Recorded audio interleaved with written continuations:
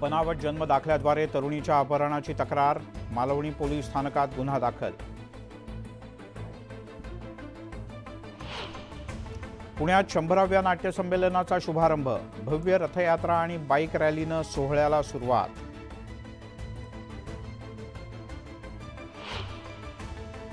जालन्यामध्ये हिंदू संघटना आक्रमक, जितेंद्र आव्हाड यांच्या प्रतिकात्मक पुतळ्याचं दहन.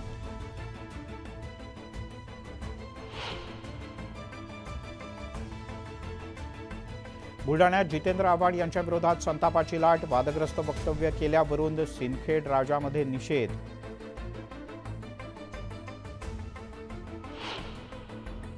जळगावातील धार्मिक स्थळावरील अनधिकृत भोंग्यावरून मनसे आक्रमक, 5 दिवसात कारवाई न केल्यास भोंगे असलेल्या ठिकाणी हनुमान चालीसा वाजवण्याचा इशारा.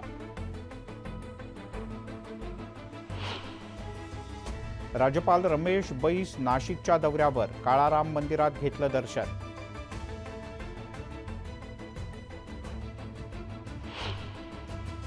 साताऱ्यातल्या वाघेरी गावातील ग्रामस्थांचं साखळी उपोषण, पाणंद रस्त्याचं काम सुरू करण्याची मागणी.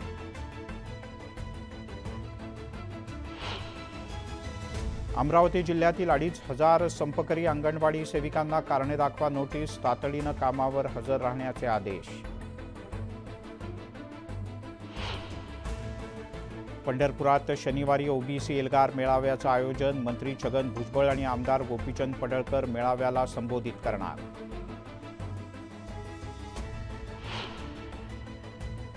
छगन भुजबळ यांचे बंधू बापूसाहेब भुजबळ करमाळ्यात, अनेक गावात ओबीसी बांधवांच्या घेतल्या भेटीगाठी.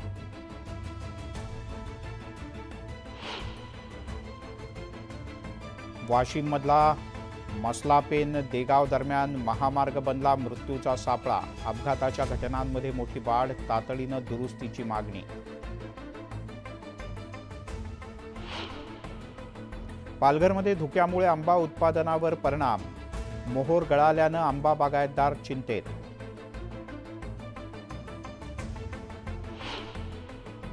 वांगणीमध्ये दरोडेखोरांची दहशत, घरात दरोडा घालत दागिने लंपास, आरोपींना पकडण्याचं पोलिसांसमोर आव्हान.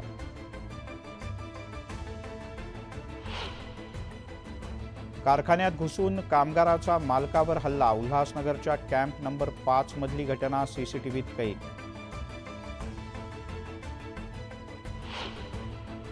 वसईमध्ये महापालिकेच्या बसला अपघात, धुक्यामुळे अंदाज न आल्यानं बस दुभाजकावर धडकली, सुदैवानं जीवितहानी नाही.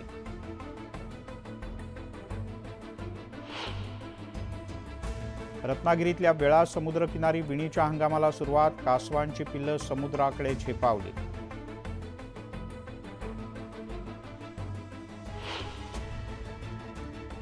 शिर्डीतील साईचरणी भरभरून दान, 10 दिवसात 16 कोटी रुपयांचं दान अर्पण.